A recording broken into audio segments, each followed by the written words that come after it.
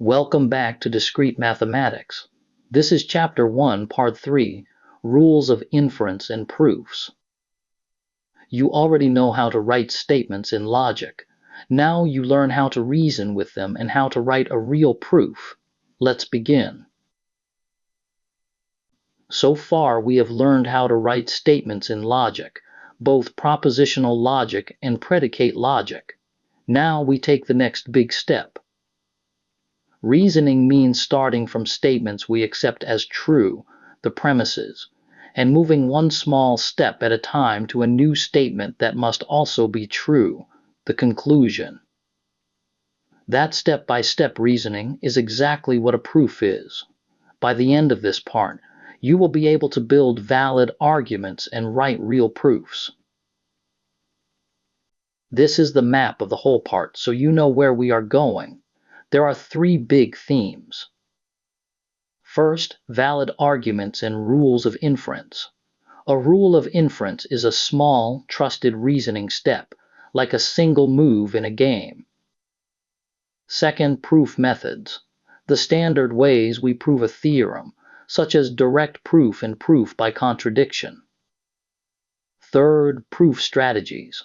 How to choose a method and how to plan a proof when the answer is not obvious. Section 1.6, Rules of Inference. This is where we meet the building blocks of every proof. Each rule is a small, trusted reasoning step that we are always allowed to use. This is the plan for this section. First, we define what a valid argument is. Second, we learn the inference rules for propositional logic, the small trusted steps we build proofs from. Third, we use those rules to build longer, real arguments. Fourth, we add special rules for quantified statements, the ones with for all and there exists. And fifth, we build arguments that use those quantifier rules. Let's return to the famous Socrates example from earlier in the chapter. We are given two premises, two statements we accept as true. The first premise, all men are mortal. The second premise, Socrates is a man. And from these we want to reach the conclusion, Socrates is mortal. Any person can see the conclusion is correct, but the real question is how we get it from the premises, step by step, using only trusted rules. Answering that question is the whole point of this section. Now we write the Socrates example as a formal argument. The habit is simple. We put the premises above a horizontal line and the conclusion below the line. The first premise says, for all x, if man of x then mortal of x in words, every man is mortal. The second premise is man of Socrates. That is, Socrates is a man. Below the line, the three-dot symbol is red therefore. The conclusion is mortal of Socrates. That is, Socrates is mortal. We will see shortly that this is a valid argument. The conclusion really does follow from the premises. We will learn to build valid arguments in two stages. First, we work inside propositional logic. There we use a small set of inference rules, the trusted reasoning steps. Second, we move up to predicate logic. We keep all the propositional rules and add a few extra rules for variables and quantifiers. The important idea is this. The rules of inference are the building blocks. We build long arguments from small trusted steps, like building with bricks. Now the careful definitions. An argument in propositional logic is just a sequence of propositions, one after another. All of them except the last are called the premises. The very last one is called the conclusion. The argument is valid if the truth of all the premises forces the conclusion to be true. An argument form is the same shape, written with propositional variables instead of real propositions. So a form is only a pattern, and being valid is a separate property. Now the precise test. Suppose the premises are P1, P2 up to Pn, and the conclusion is Q. The argument form is valid exactly when this compound statement is a tautology. Read it P1 and P2 and so on up to Pn, all joined by and then the arrow, then Q tautology means always true. Inference rules are just simple argument forms. We use them like bricks to build bigger arguments. Our first named rule is modus ponens. Above the line are two premises. P implies Q and P by itself. Below the line after therefore is Q. So the rule says, if you know P implies Q and you also know P is true, then you may conclude Q. The matching tautology is P, and in brackets P implies Q all together imply Q. Now the example.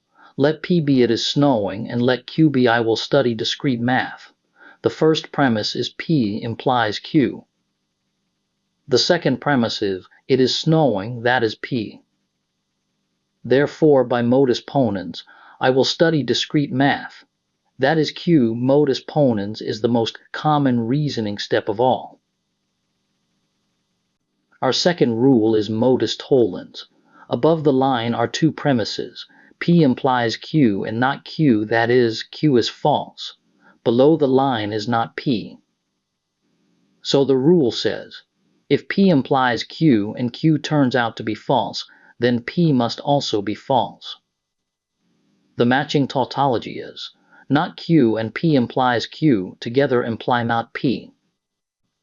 The example uses the same P and Q first premise. If it is snowing, then I will study discrete math. That is, P implies Q. Second premise, I will not study discrete math. That is not Q. Therefore, by modus tollens, it is not snowing. That is not P. Be careful to keep this apart from modus ponens. Here the second premise denies Q, and the conclusion denies P. Our third rule is hypothetical syllogism. It chains two implications together. Above the line, P implies Q and Q implies R below the line. P implies R.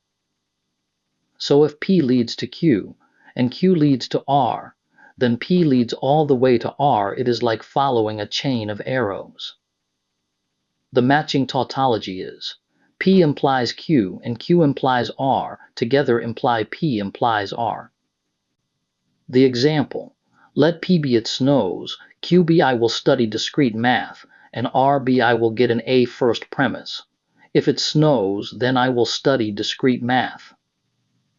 Second premise, if I study discrete math, I will get an A. Therefore, if it snows, I will get an A. Notice the conclusion is itself an implication. P implies R. This rule is called disjunctive syllogism. Above the line, the first premise is P or Q. The second is not P. From these we conclude Q. The idea is simple. If at least one of two things is true and the first one is false, then the second one must be true. The matching tautology is not P, and in brackets P or Q, arrow Q. Now the everyday example. Let P mean I will study discrete math, and Q mean I will study English literature. The first premise gives us P or Q. The second premise, I will not study discrete math, so the first option is ruled out. Therefore we conclude, I will study English literature. This rule is called addition. It has just one premise above the line, namely P. From P alone we may conclude P or Q, where Q can be any statement at all. Why is this allowed? An or statement is true when at least one side is true. Since we already know P is true, the whole P or Q is true, whatever Q says. The corresponding tautology is P arrow in brackets P or Q. The example: let P mean I will study discrete math and Q mean I will visit Las Vegas. We are given I will study discrete math. Therefore we may conclude I will study discrete math or I will visit Las Vegas. The extra option does no harm because the or only needs one true part. This rule is called simplification. Above the line we have P and Q. From this, we may conclude just P on its own. The reason is clear. If two things are both true, then each one by itself is true. So from P and Q, we can drop the Q and keep just the P. The corresponding tautology is, in brackets P and Q, close bracket, arrow P. The example: let P mean I will study discrete math, and Q mean I will study English literature. We are told, I will study discrete math and English literature. Therefore we may conclude just the first part, I will study discrete math. By the same rule we could instead have kept the second part, Q. This rule is called conjunction, and it is the reverse of the previous one. Above the line we have two separate premises, P and also Q. From these two we may conclude P and Q together. If you have proved two things one at a time, you may state them together as one combined fact. The corresponding tautology is, in brackets P and in brackets Q, close arrow in brackets P and Q.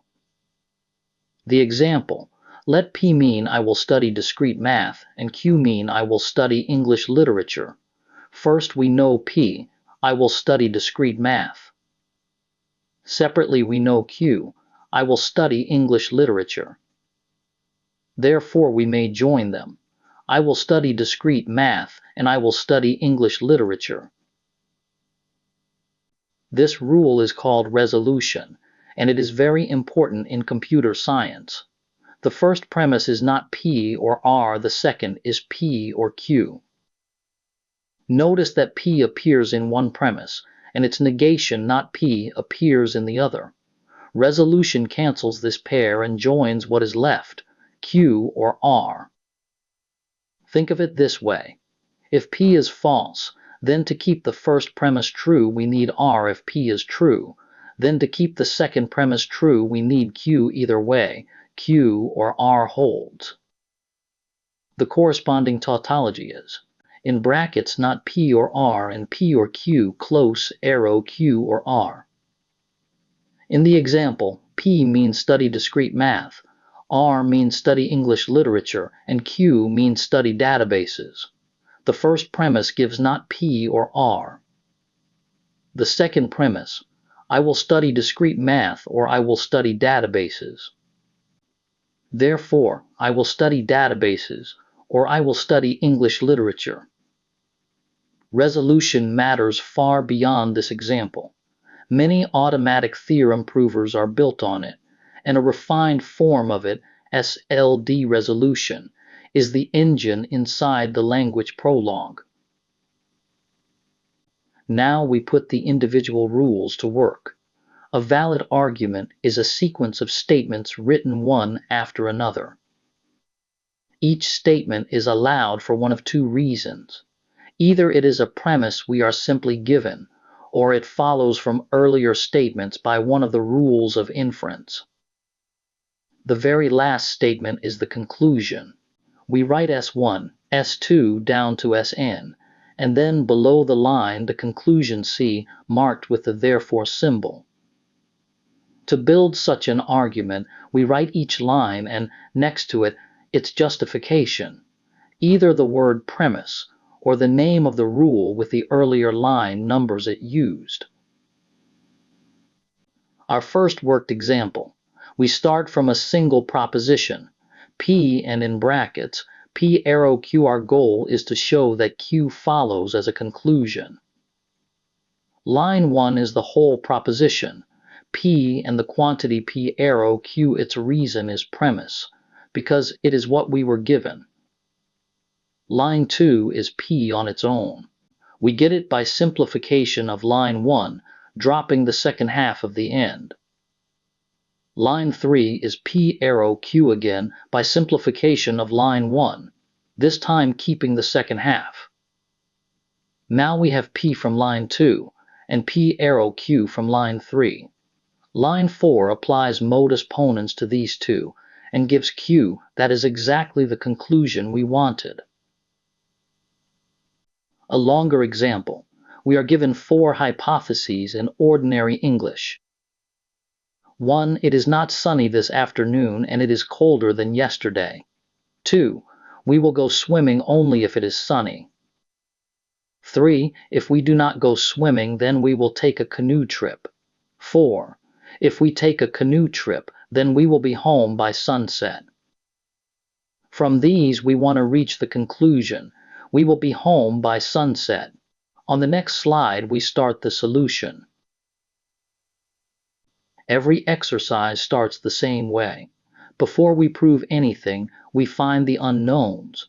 So step 1 is to name the simple statements with letters. The first hypothesis talks about the weather. It is sunny this afternoon. Call it P, always write the letter for the positive version. The same hypothesis also says it is colder than yesterday. Call it Q. The second hypothesis is about swimming. We will go swimming. Call it R. The third hypothesis brings in a canoe trip. We will take a canoe trip. Call it S. And the conclusion we want is we will be home by sunset. Call it T. 5 statements, 5 letters. Now every sentence in the problem is built from these 5 letters and a few connecting words. Step 2. Now we translate. Take each hypothesis and swap the words for symbols. Hypothesis 1 says it is not sunny and it is colder, so we write not P and Q. Hypothesis 2 says we will go swimming only if it is sunny. Be careful. Only if puts the arrow this way round. R arrow P swimming needs the sun, so swimming comes first. Hypothesis 3 says if we do not go swimming, then we take a canoe trip. That is not R arrow S. Hypothesis 4 says if we take a canoe trip, then we will be home by sunset. That is S arrow T. The English problem is now a logic problem. We have 4 symbolic hypotheses, and we must reach the single letter T. Now we build the argument step by step. Line 1 is not P and Q, a premise. Line 2 is not P, obtained by simplification of line 1. Line 3 is R arrow P, a premise. Line 4 is not R by modus tollens from lines 2 and 3. We have not P and R implies P, so we conclude not R. So we know we do not go swimming. The last 4 lines are on the next slide. We carry on from line 4, which gave us not R. Line 5 is not R arrow S, a premise. Line 6 is S by modus ponens from lines 4 and 5. We have not R and not R implies S, so S follows. Line 7 is S arrow T, a premise. Line 8 is T by modus ponens from lines 6 and 7. And T, we will be home by sunset, is exactly the conclusion we wanted. A truth table for this would have 32 rows, because there are 5 variables. Building the argument with rules of inference is much shorter. So far all our rules worked with whole propositions, but many arguments, like the Socrates example, involve quantifiers, for all and there exists. Good news. Valid arguments for quantified statements have exactly the same shape. Each statement is a premise, or follows from earlier statements by a rule of inference. The only difference is a larger toolbox. We keep all the propositional rules, and we add new rules made for quantified statements. Those come over the next several slides. This is our first rule of inference for quantified statements. Its name is universal instantiation, and we shorten it to UI.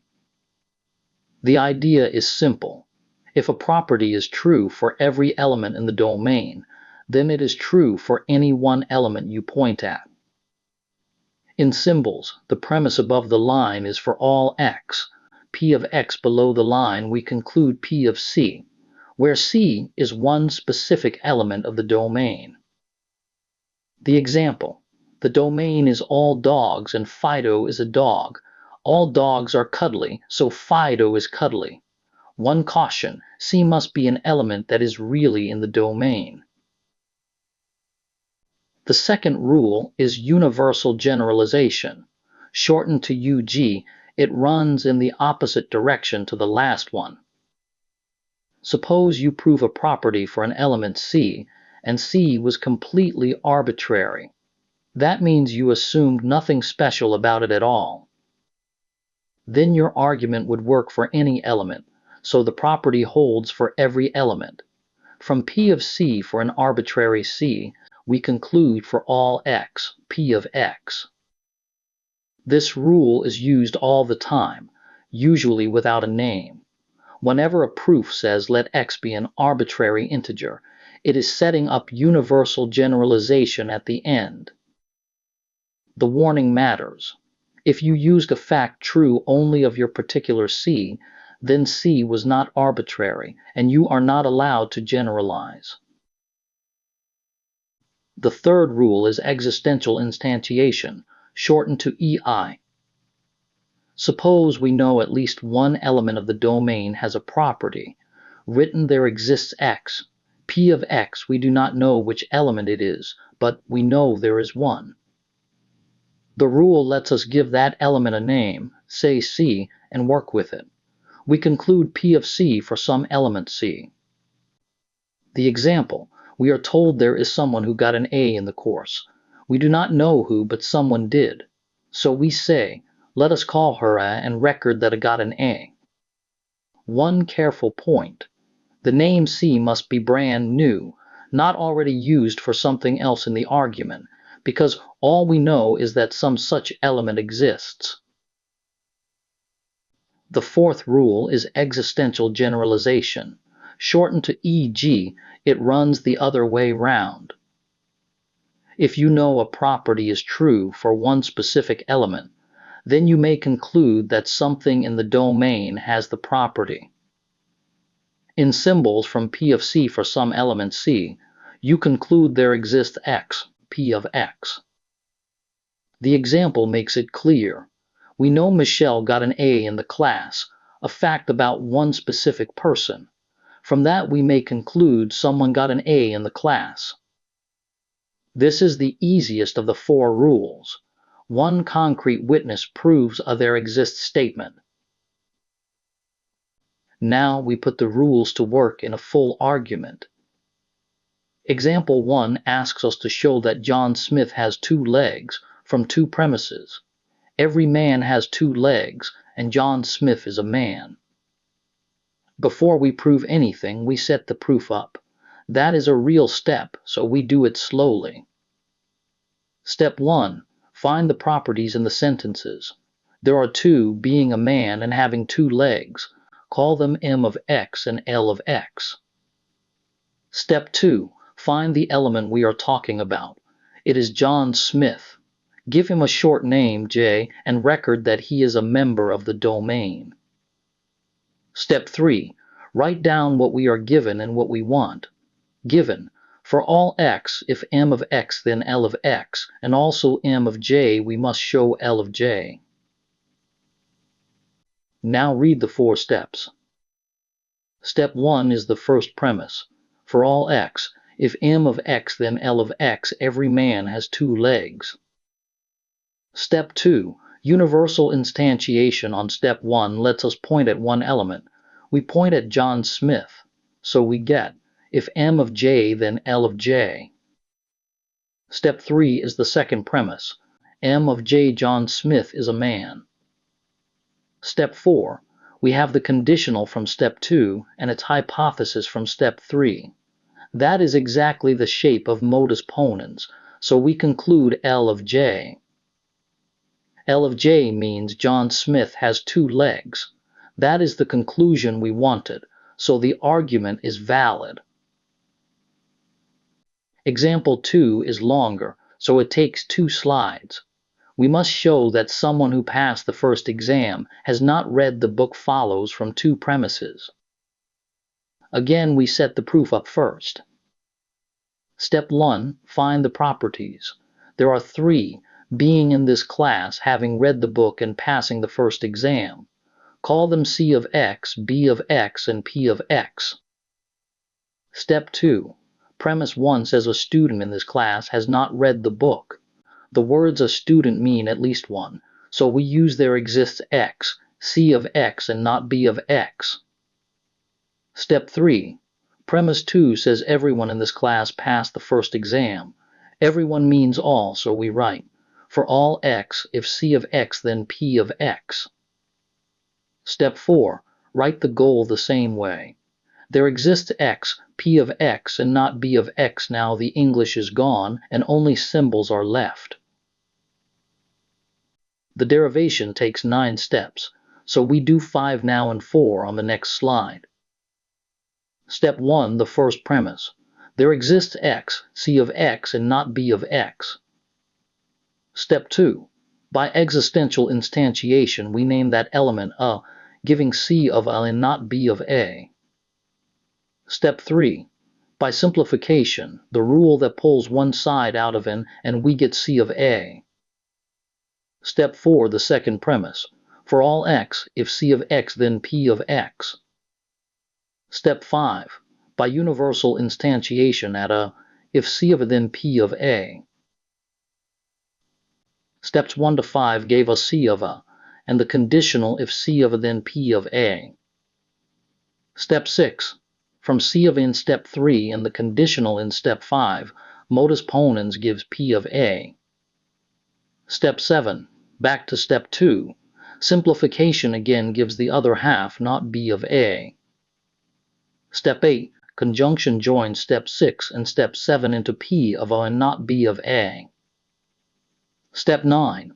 Existential generalization turns this into there exists X, P of X, and not B of X. That is exactly the conclusion.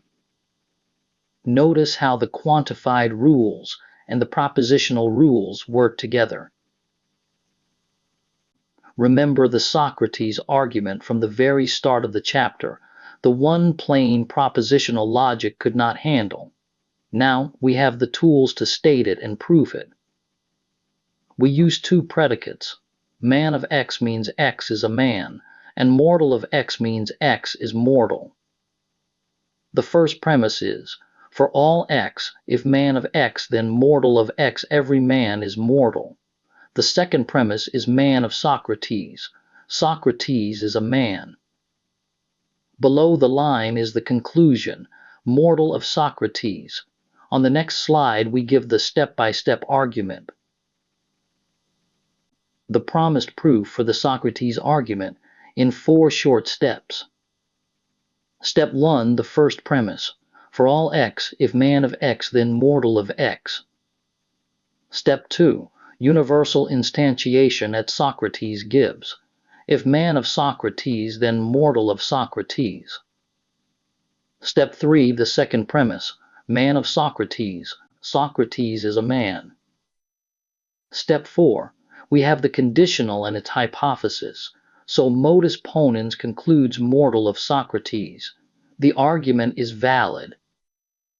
This is the exact reasoning our intuition used all along. We have now written it out formally, using universal instantiation followed by modus ponens. Our last rule for this section is universal modus ponens. It is a convenient shortcut. In both the John Smith proof and the Socrates proof, we did the same 2 moves in a row. First, universal instantiation, then modus ponens. This rule bundles those two moves into one. The first premise: for all x, if p of x then q of x the second, p of a, where a is a particular element, we conclude q of a. So with this one rule we go straight from every man is mortal, and Socrates is a man to Socrates is mortal. The same reasoning, just written more compactly. Section 1.7, Introduction to Proofs. We now put those trusted steps together to build a proof. A proof is how we show, beyond doubt, that a mathematical statement is true. The plan for this section. First, what a mathematical proof actually is. Second, the forms that theorems take, that is, how they are written. Third, direct proofs. We start from what we are given and work forward to the conclusion. And fourth, indirect proofs, where we take a cleverer route. There are two indirect methods: proof of the contrapositive and proof by contradiction. What is a proof? A proof is a valid argument that establishes the truth of a statement. That is the key idea. A formal proof lists every single rule of inference, one per line. That is very safe but very long. So in practice, we write informal proofs which are shorter. We may use more than one rule in one step. We may skip small steps, and we do not name every rule we use. That makes the proof easier to read and to explain. The price is that mistakes are easier too, so we must be careful. Proofs are not just an academic game. We use them to check programs are correct, that operating systems are secure, and that a system's requirements do not contradict each other. The vocabulary of proofs. A theorem is a statement we can show to be true. To do that, we use four kinds of building blocks. Definitions, theorems we already proved, axioms which are simply given to us as true, and the rules of inference. A lemma is a helping theorem. A smaller result we prove first, only because we need it to prove a bigger theorem. A corollary is a result that follows directly, almost for free, from a theorem we just proved. Less important theorems are sometimes just called propositions. And a conjecture is a statement someone proposes as true, but which is not yet proved. If a proof is found, it becomes a theorem. But careful, it may instead turn out to be false. How are theorems written? Very many of them say that some property is true for all elements of a domain, for example, all integers, or all real numbers. Something important to notice. Very often the words for all, the universal quantifier, are not written down. Mathematicians leave them out, and you are expected to understand they are there. Look at the example. If x is greater than y, where x and y are positive real numbers, then x squared is greater than y squared. No for all is written. But what it really means is, for all positive real numbers x and y, if x is greater than y, then x squared is greater than y squared. The for all is silent, but it is always there. So how do we prove a theorem of this common form? The form is, for all x, p of x implies q of x. Here p and q are properties. The trick is this. We pick one element and call it C, but we make no special assumptions about it. So C is arbitrary. It could be any element of the domain. We then prove that P of C implies Q of C because C was arbitrary. Whatever we proved for C must be true for every element. That step is called universal generalization. The result. Proving the whole for all statement comes down to proving a single conditional of the form P implies Q, that is the shape of proof we now study. Before the main methods, two easy special cases. First, the trivial proof. A conditional P implies Q is automatically true whenever Q is true. So if we already know Q is true, we are done, and we never look at P. The example, if it is raining, then 1 equals 1. 1 equals 1 is always true, so the whole sentence is true. Second, the vacuous proof. A conditional is also automatically true whenever P is false. So if we know P is false, P implies Q holds, whatever Q says. The example, if I am both rich and poor, then 2 plus 2 equals 5. Nobody can be both rich and poor at once, so P is false, and the whole sentence is true. These look like jokes, but they are real tools. We will use them often in mathematical induction in Chapter 5. Before we do real proofs, we need one basic definition about whole numbers. An integer n is called even if we can write it as 2 times some integer k, so n equals 2k, for example. 6 is 2 times 3, so 6 is even. An integer n is called odd if we can write it as 2k plus 1.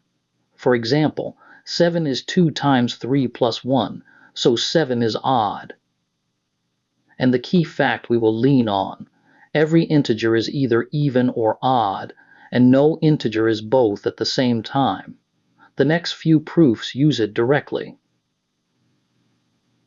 Now the most important method, the direct proof. We want to prove P implies Q. We assume P is true, then show step by step that Q must be true as well. Our example, if n is an odd integer, then n squared is odd. Before touching any algebra, we set the proof up. Step 1, split the theorem into its 2 halves. P is n is odd, Q is n squared is odd.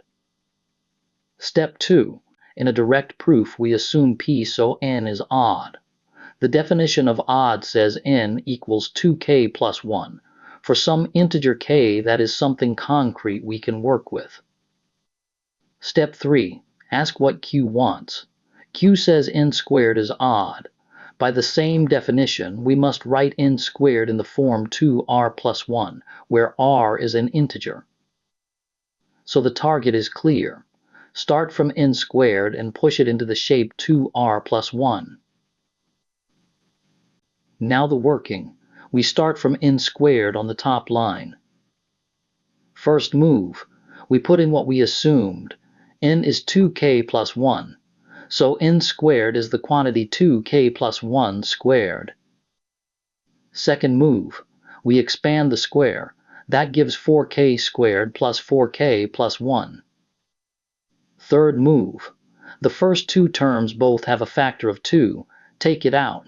We get 2 times the quantity 2k squared plus 2k plus 1. Fourth move. Give that inner quantity a name. Let r be 2k squared plus 2k. It is built from k by multiplying and adding, so r is an integer. The line now reads n squared equals 2r plus 1. That is exactly the shape we wanted, 2 times an integer plus 1. So n squared is odd and the proof is finished. The small black square marks the end of a proof. Some writers use the letters Q, E, D instead. A second direct proof, this time about rational numbers. A real number r is rational if we can write it as a fraction p over q, where p and q are integers and q is not 0. Now the theorem. The sum of 2 rational numbers is again rational. Set the proof up first. Step 1. Assume the hypothesis. R and S are rational. Step 2. Turn that word into something concrete. R equals P over Q, and S equals T over U. All 4 letters are integers, and Q and U are not 0. Step 3. Ask what the conclusion needs. We must write r plus s as a single fraction, with an integer on top and a non-zero integer underneath. Now the working, we start from r plus s. First move, put in the two fractions. R plus s is p over q plus t over u. Second move, add the fractions in the usual way, with qu as the common denominator. The top becomes pu plus qt. Third move, give the two parts short names. Call the top v and call the bottom w. Now the sum reads v over w. Last, check that this really is a rational number. V is built from integers by multiplying and adding, so V is an integer. W is QU, so W is an integer too. And W is not 0, because neither Q nor U is 0. An integer over a non-zero integer is exactly the definition of rational, so the sum is rational and the proof is done. This slide shows proof by contraposition. It is an indirect method. We want to prove if P then Q, instead we prove the contrapositive. If not Q then not P. The two always have the same truth value, so proving one proves the other. It helps because assuming not Q often hands us something concrete to work with. On the next slide, we set up an example. The example, if 3n plus 2 is odd, then n is odd. Set the proof up. Step 1, split the theorem. P is 3n plus 2 is odd. Q is n is odd. Step 2, this is the move that makes it a contraposition. We do not assume P, we assume not Q says n is even, so n equals 2k for some integer k. Step 3, ask what we must reach. Not P says 3n plus 2 is even, so the job is now simple and concrete. Start from 3n plus 2 and show it is even. Now the working, we start from 3n plus 2. First move, put in what we assumed. N is 2k, so the expression becomes 3 times 2k plus 2. Second move, multiply out. 3 times 2k is 6k, so we have 6k plus 2. Third move, both terms have a factor of 2, take it out. We get 2 times the quantity 3k plus 1. Fourth move, call that quantity j since k is an integer. 3k plus 1 is an integer, so j is an integer. The line now reads 2j. 2 times an integer is even, so 3n plus 2 is even. We started from n even and reached 3n plus 2 even. That is not Q implies not P. By contraposition, the original statement holds. If 3n plus 2 is odd, then n is odd. The black square marks the end of the proof. A second example of contraposition, and we will reuse it later. The claim is, if n squared is odd, then n is odd. Set the proof up first. Step 1, split the theorem. P is n squared is odd, Q is n is odd. Step 2, for a contraposition, we assume not Q says n is even. So n equals 2k for some integer k. Step 3, ask what we must reach. Not P says n squared is even, so the job is, start from n squared and show it is even. Now the working, we start from n squared. First move, put in what we assumed. N is 2k, so n squared is 2k all squared. Second move, expand. 2k all squared is 4k squared. Third move, take a factor of 2 out. 4k squared is 2 times 2k squared. 2k squared is an integer, so this is 2 times an integer. That is even. So we have shown n even implies n squared even. That is not Q implies not P. By contraposition, if n squared is odd, then n is odd. Notice what we did. We assumed the opposite of what we wanted and worked forward. That is the whole trick of an indirect proof. This slide introduces proof by contradiction. Its Latin name is reductio ad absurdum, which means reduction to the absurd. The plan is this. To prove a statement P, assume it is false. That is, assume not P, then reason forward until you hit something impossible, a contradiction.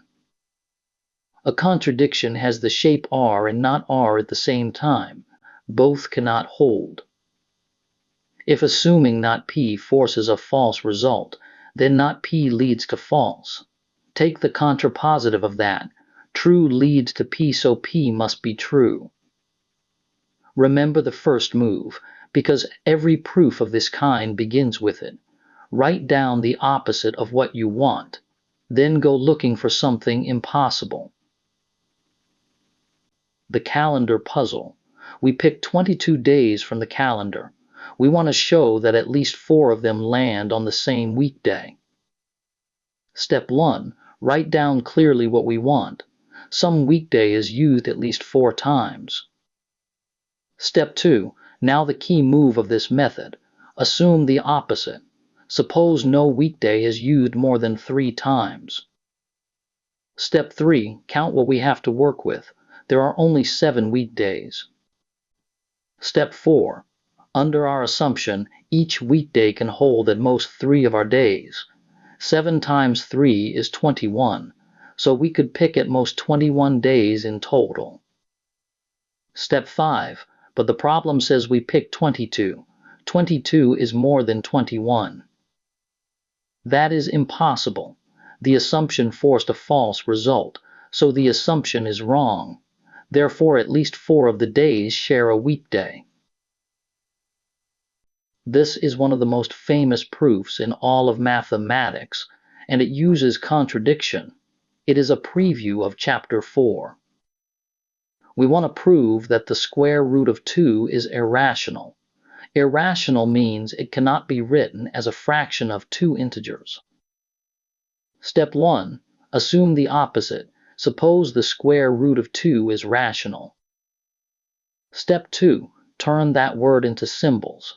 We can write the square root of 2 as a over b, wherein b are integers and b is not 0. Step 3. An extra move that costs us nothing.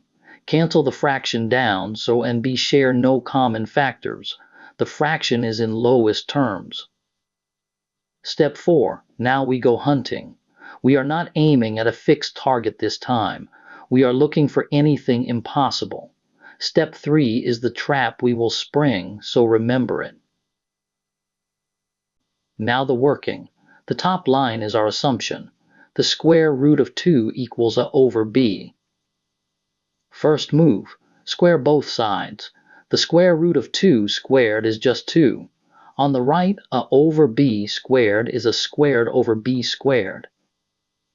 Second move. Clear the fraction. Multiply both sides by b squared. That gives 2b squared equals a squared. Now read that last line carefully. It says a squared is 2 times the integer b squared, so a squared is even. And an even square forces an even root. The quick check. If it were odd, we could write as 2k plus 1. Then a squared is 2 times 2k squared plus 2k, then plus 1. That is an odd number, so an odd gives an odd square. Our square is even, so it must be even. Write as 2c. We continue the proof. Start from 2b squared. First move. From the last slide, 2b squared equals a squared. Second move. We also found that it equals 2c, put that in. A squared becomes 2c all squared. Third move, expand. 2c all squared is 4c squared. Fourth move. So 2b squared equals 4c squared.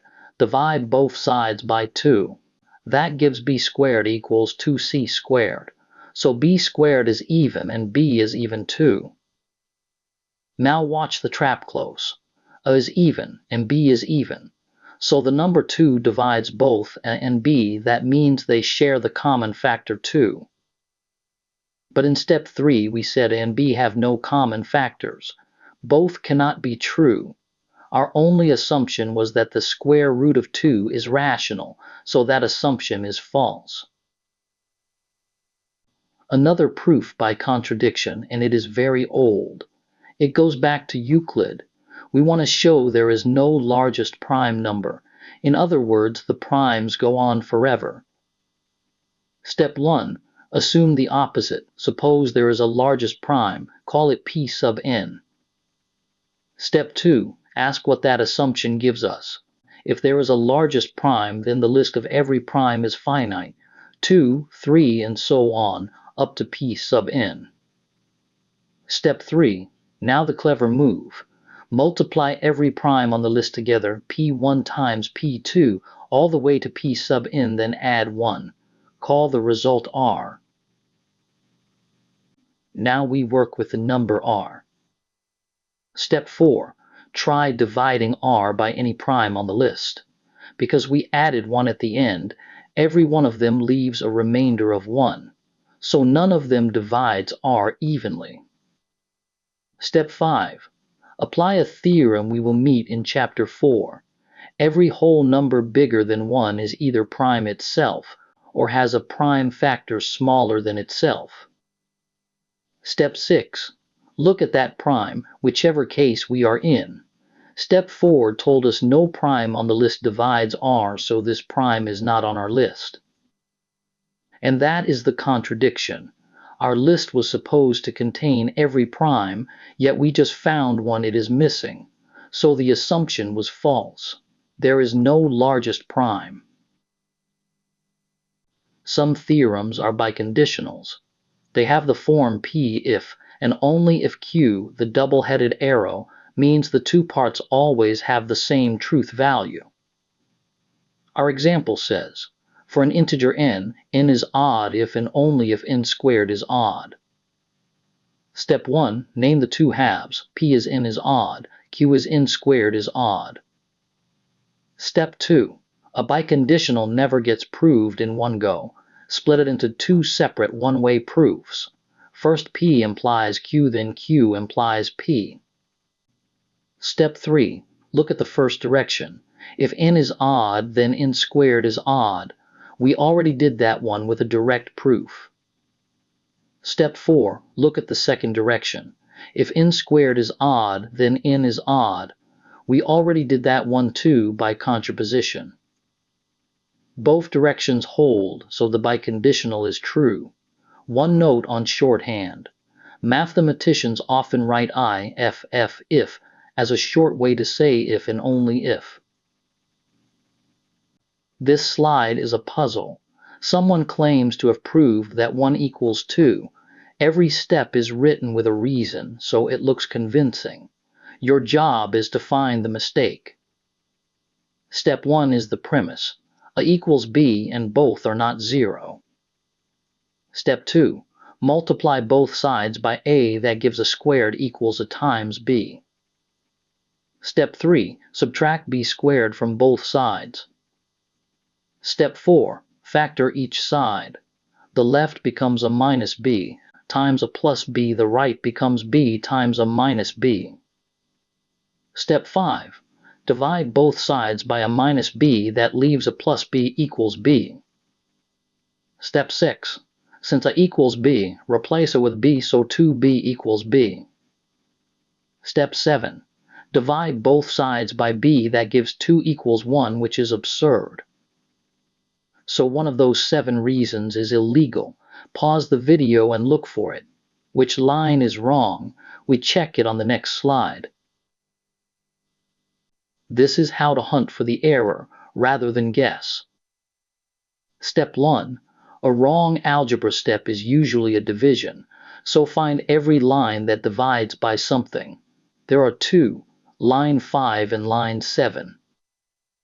Step 2. Check line 7 first. It divides by b. Is b 0? No. The premise told us both a and b are non-zero, so line 7 is legal. Step 3. Now check line 5. It divides by a minus b. Is a minus b 0? The premise says A equals B. If A equals B, then A minus B is exactly 0. So line 5 divides by 0. Division by 0 is undefined. It is not a legal operation at all. That single illegal division is what produced the nonsense. The lesson is simple. Before you divide, check that the thing you are dividing by cannot be 0. This slide looks ahead. So far we have direct proofs, proofs by contraposition, and proofs by contradiction. But sometimes even these do not work right away. When a direct method stalls, a clever use of contraposition may help, or a proof by contradiction. In the next section, section 1.8, we study strategies, general advice for choosing an approach when the obvious one fails. 2 big techniques come later. Chapter 5 brings mathematical induction, and Chapter 6 brings combinatorial proofs. So this is not the end of proof methods, only the beginning. Section 1.8, Proof Methods and Strategy. We now broaden the toolbox. How to break a proof into cases, how to prove something exists, how to disprove a claim, and how to show something is unique. The map of section 1.8, so you know what is coming. First, proof by cases. Split a problem into a few situations and prove each one. Second, existence proofs, which come in 2 flavors. Constructive, where we actually build an example, and non-constructive, where we show something must exist without building it. Third, disproof by counterexample. One bad example is enough to break a universal claim. Fourth, non-existence proofs. Fifth, uniqueness proofs showing there is exactly one such object. Then we discuss proof strategies, how to choose and combine methods. We look at proving statements that say for all, and finally, open problems that nobody has solved yet. Sometimes the thing we assume is really several possibilities joined by the word or. The hypothesis is P1 or P2, and so on up to Pn. To prove that this whole or leads to Q, we use a logical equivalence. Saying the big or leads to Q is exactly the same as saying P1 leads to Q, and P2 leads to Q, and so on. So we split the problem into pieces. Each single implication is called a case.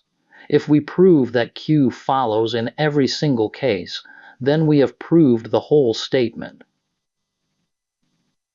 A worked example.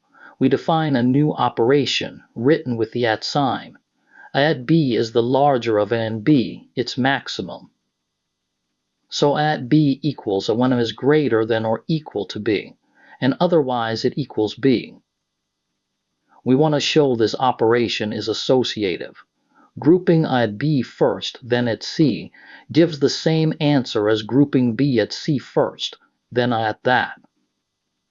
The trick, the answer only depends on the order of the 3 numbers by size. So we list every possible ordering. With 3 numbers there are 6, from a largest down to C largest. These 6 orderings are 6 cases. What we need is that they cover every possibility, and they do. They do not have to be separate. If 2 of the numbers are equal, we land in more than one case at once, and that costs us nothing. Let's do the first case. Here A is the biggest and C is the smallest. So A is greater than or equal to B, and B is greater than or equal to C. Before touching the equation, we collect the 3 maximums we will need.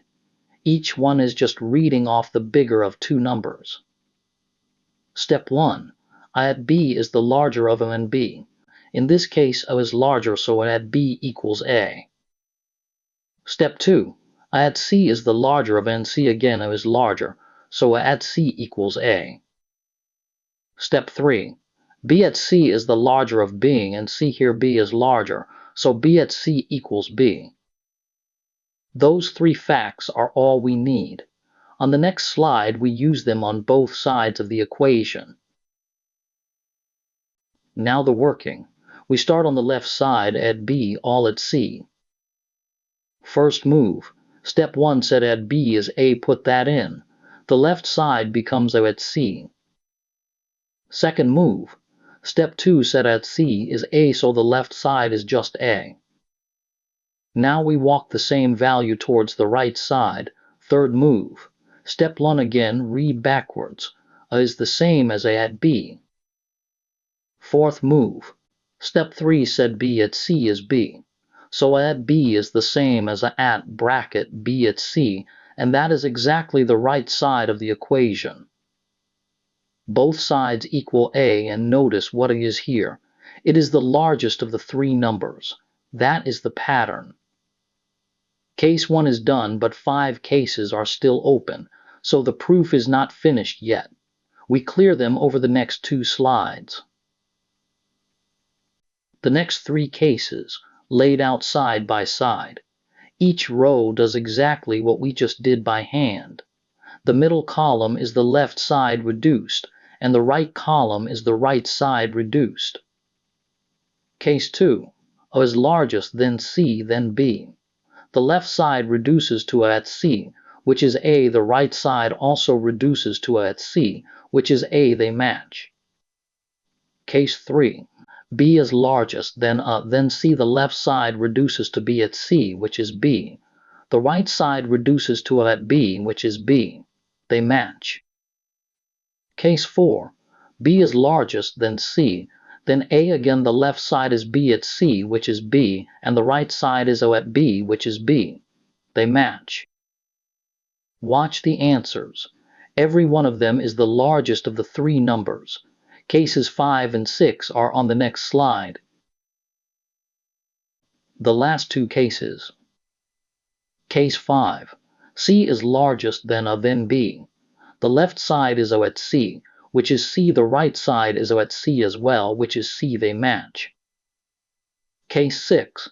C is largest, then B, then A. The left side is B at C, which is C. The right side is O at C, which is C. They match. Look back over all 6 answers, and you see the real reason. In every case, both sides come out as the largest of the 3 numbers.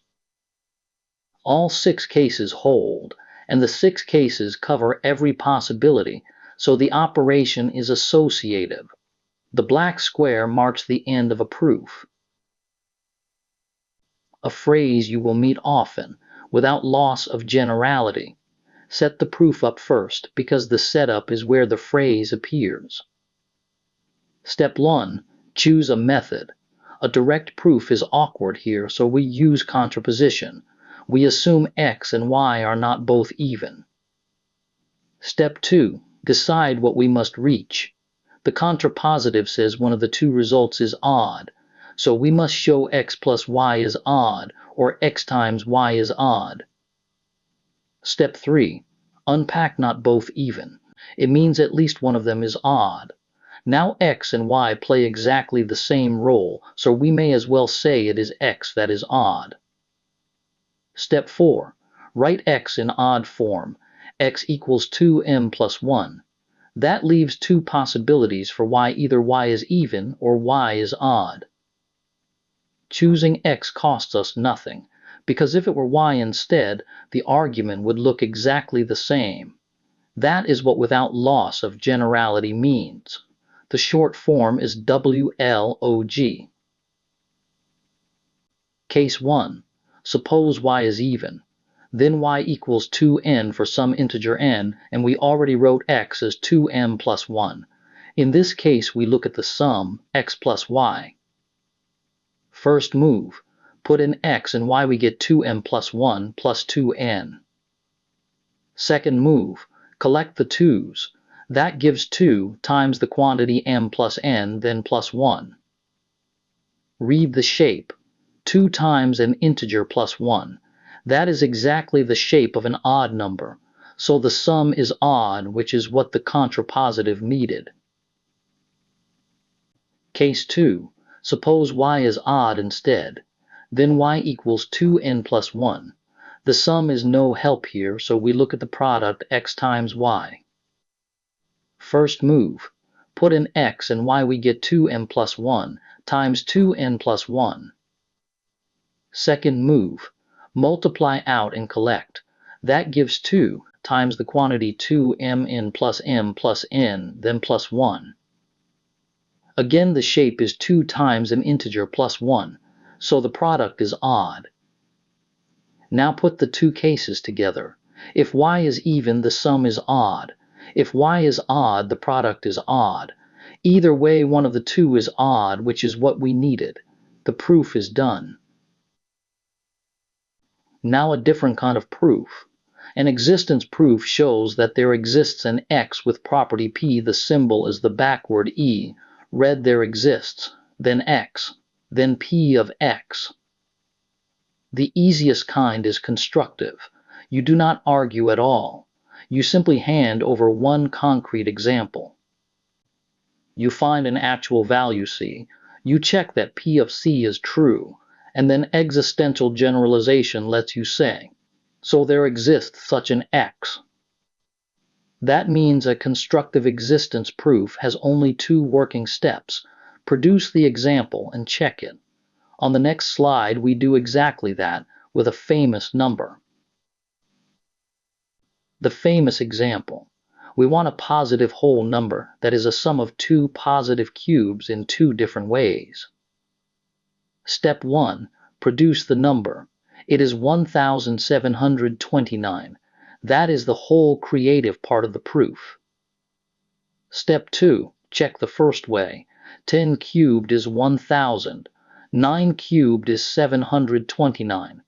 Add them and you get 1729. Step 3. Check the second way. 12 cubed is 1728. 1 cubed is 1. Add them and you get the same total. Two different ways, so such an integer exists, and the proof is done. The two men in the photographs are Ramanujan and Hardy. Hardy once said this number seemed dull. Ramanujan replied at once that it is the smallest number you can write as a sum of two cubes in two ways. Sometimes we can prove that something exists without ever pointing to it. That is a non-constructive existence proof. The claim is, there are two irrational numbers x and y such that x to the power y is rational. Set the proof up. Step 1. Start from an irrational number we already trust, the square root of 2. Step 2. Look at one candidate, square root of 2, raised to the power square root of 2. We do not know whether this number is rational or irrational, and that is fine. Step 3. Now the trick. Whatever it is either rational or irrational. There is no third option, so we have exactly two branches. Step 4. The plan is to hand over a good pair x and y in each branch. If both branches give a pair, then a pair exists no matter which branch is the true one. Branch 1. Suppose the candidate is rational, then we are finished at once, and this is y. Step 1. Pick the pair. Take x equal to the square root of 2 and y equal to the square root of 2 as well. Step 2. Check the first requirement. Both x and y must be irrational. They are because the square root of 2 is irrational. Step 3. Check the second requirement. X to the y is the square root of 2 raised to the square root of 2. That is our candidate, and in this branch we assumed it is rational. Both requirements hold, so this branch gives us a good pair, with no algebra at all. On the next slide we do the other branch, which needs some work. Branch 2. Suppose instead the candidate is irrational. Then we use the candidate itself as x and y is the square root of 2. Both are irrational, which is what we need. First move. Put in x and y, we get the candidate, raised to the power square root of 2. Second move. A power raised to a power multiplies the exponents, so the exponent is square root of 2 times square root of 2. Third move. Square root of 2 times square root of 2 is 2, so we have square root of 2 squared. Fourth move. Square root of 2 squared is exactly 2, and 2 is rational. So both branches give a good pair. Notice the strange thing. We still do not know which branch is the real one, yet the existence is proved. How do you disprove a statement that says for all x, P holds? You only need one bad example. Remember the equivalence on the screen. There exists an x where P fails means exactly the same as not for all x does P hold. The two statements are interchangeable. So to show a for all claim is false, you hunt for a single value C where P of C is false. That single value is called a counterexample. One is enough. You do not have to say anything about the other values at all. On the next slide, we knock down a claim with one number. The claim: every positive integer is the sum of the squares of 3 integers. Step 1. Write it as a for all statement so we can see its shape. For all x, x is a sum of the squares of 3 integers. Step 2. Decide what would sink it. We need just one value C where the property fails. Step 3. Try a small value. Small numbers are easy to test by hand. Try 7. Step 4. List the squares we are allowed to use. A square bigger than 7 is already too big on its own, so the only candidates are 0, 1, and 4. Step 5. Now add 3 of them in every way. The largest total we can reach without passing 7 is 4 plus 1 plus 1, which is 6. The next total up is 8. So the sums jump straight over 7. Nothing hits 7, so 7 is a counterexample and the claim is false. Notice how cheap this is. We said nothing at all about any other integer. One bad example settles the whole thing. Some theorems claim there is exactly one object with a property. The symbol is there exists, followed by an exclamation mark. Read there exists a unique. Proving this always needs 2 separate parts. Part 1, existence. Show at least one such object is there. Part 2, uniqueness. Show there cannot be a second different one. That is, if y is different from x, then y fails the property. The example. Given real numbers and b, with a not 0, we claim there is exactly one real r solving a r plus b equals 0. So we have 2 jobs. First, produce a solution. Second, show that any solution someone else brings is really the same one. Part 1, existence. We must produce a solution. Try r equals minus b over a. This is a real number because a is not 0, so the division is legal. Now check it. Put it into the left side of the equation. We get a times minus b over a plus b. First move. The 2 a's cancel. That leaves minus b plus b. Second move. Minus b plus b is 0, and 0 is exactly what the equation asked for, so minus b over a really is a solution. Existence is done. Part 2, uniqueness. Suppose someone brings a second real solution and calls it S. We show it was our solution all along. Step 1, write what S satisfies. A S plus B equals 0. Step 2, our R satisfies a R plus B equals 0 as well. Both left sides equal 0, so they equal each other.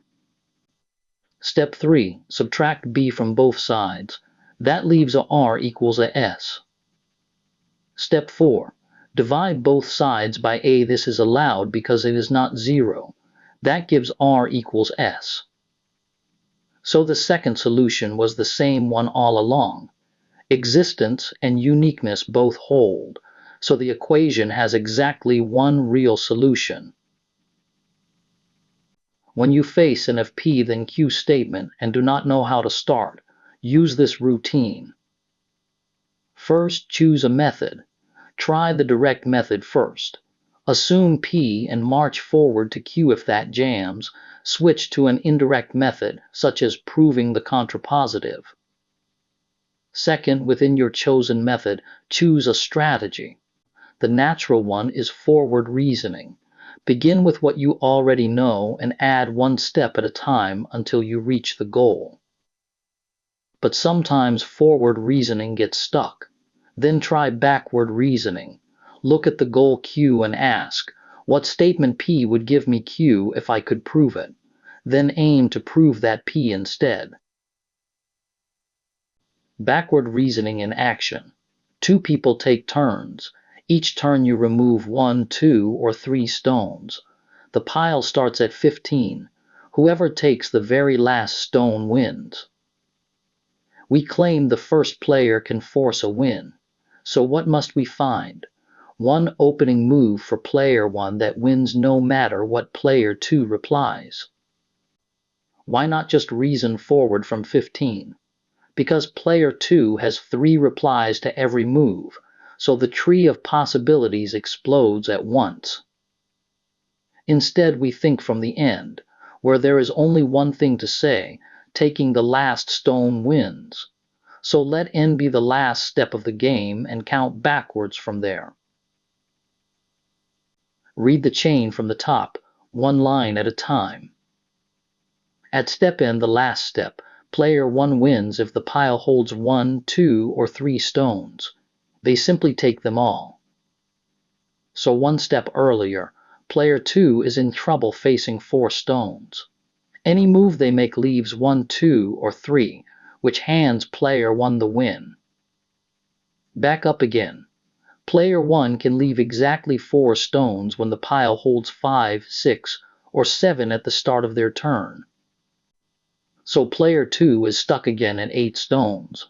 Whatever they take, they leave 5, 6, or 7. Back up again. Player 1 needs 9, 10, or 11 stones to be sure of leaving 8. So player 2 is stuck at 12 stones. And the last line is the answer. Player 1 can leave 12 by removing 3 from the opening pile of 15. On the next slide, we flip this into forward reasoning. Now flip it around and reason forward. The first player's winning first move is to remove 3 stones, leaving 12. After that, keep the pile at the safe numbers 12, 8, and 4. Whatever the opponent removes, you remove enough to bring the pile back down to the next safe number. 12, then 8, then 4, and finally you take the last stones and win. Now we prove a statement that begins with for all. The recipe is always the same. We pick X to be an arbitrary member of the domain. Arbitrary means we assume nothing special about it. We show the property P of X holds for that X. Then a rule called Universal Generalization, or UG, lets us conclude for all X, P of X. Our example says, an integer X is even if and only if X squared is even. In symbols, for all X is even if and only if X squared is even. We assume X is arbitrary. Now recall that P if and only if Q is the same as P implies Q, and Q implies P.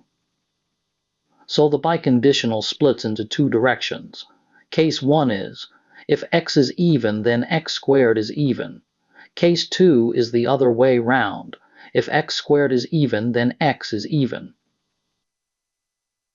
Case 1 is the direction if X is even, then X squared is even. We prove it directly. Step 1. Assume the hypothesis. X is even, so x equals 2k for some integer k. Step 2. Decide what we must reach. Even means 2 times an integer, so we must write x squared in that shape. Now the working. Start from x squared. First move. Put in x equals 2k, so x squared is 2k, all squared. Second move. Expand. 2k all squared is 4k squared. Third move. Take a factor of 2 out. 4k squared is 2 times 2k squared. 2k squared is an integer, so this is 2 times an integer. That is even. So x squared is even, and case 1 is finished. This is the only if direction, also called necessity. Case 2 is the other direction. If x squared is even, then x is even. Step 1. Choose a method. Proving this head-on is awkward because x squared is even does not tell us much about x directly, so we use contraposition and assume x is not even. Step 2.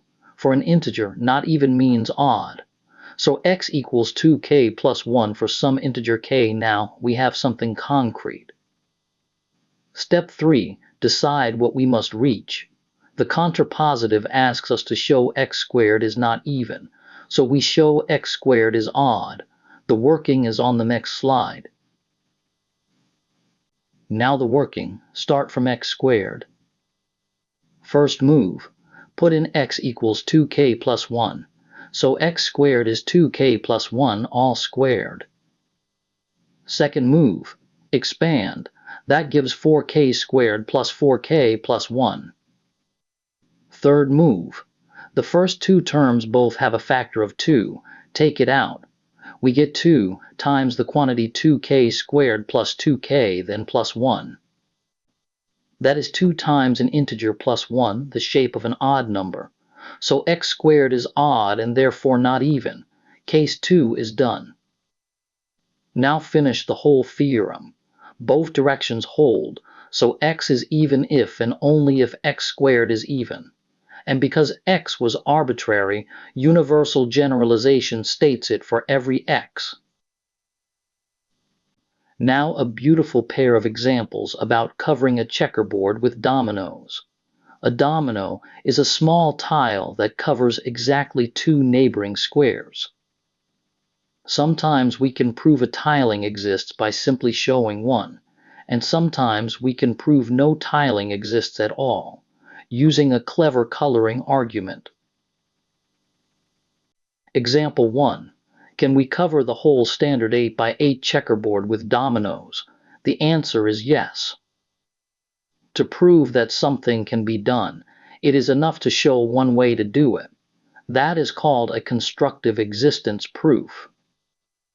The standard board holds 64 squares in alternating colors, and the 2 dominoes in the middle each cover 2 squares that touch. And one possible solution: stand every domino upright, so each column of 8 squares holds 4 vertical dominoes. 32 dominoes cover all 64 squares. Done. Example 2. Remove one corner square from the standard board and ask, can we tile what is left? The answer is no, and counting alone shows it. Step 1. Count the squares. The full board has 64. We took one away, so 64 minus 1 is 63. Step 2. Count what a single domino covers. Exactly 2 squares always. Step 3. So think about any board that can be tiled. Its total is the number of dominoes times 2. A number times 2 is always even, so a tillable board has an even number of squares. Step 4. Now check our board. 63 is odd, not even. That is a contradiction, so no tiling can exist. Notice we only needed to count squares. This is called a parity argument because it turns on even versus odd. Example 3 is the famous one. Now remove 2 squares, the top left corner and the bottom right corner, and ask if the rest can be tiled. Look carefully at the two red squares in the picture. On a checkerboard, opposite corners always have the same color. Remember that fact. It is the key to the answer, which comes on the next slide. The solution to example 3. Step 1. Count. After removing 2 squares, there are 62 squares left. Each domino covers 2 of them, so a tiling would need 31 dominoes. Step 2. Now the key fact, and it is about color, not count. However you place a domino, it always sits on 1 black square and 1 white square, because neighbors have opposite colors. Step 3.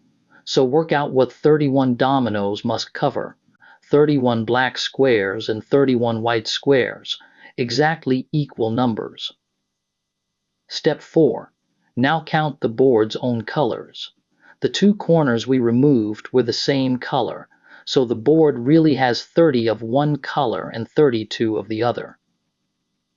31 and 31 can never match 30 and 32. Contradiction, so no tiling exists. And notice this.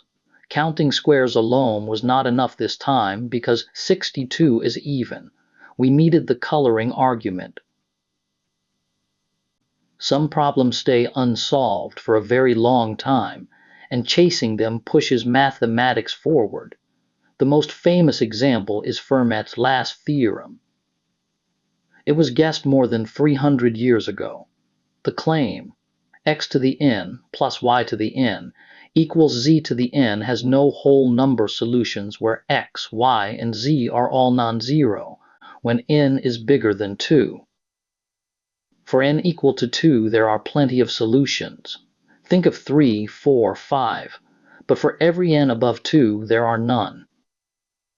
Nobody could prove it for centuries, until Andrew Wiles finally gave a proof in the 1990s.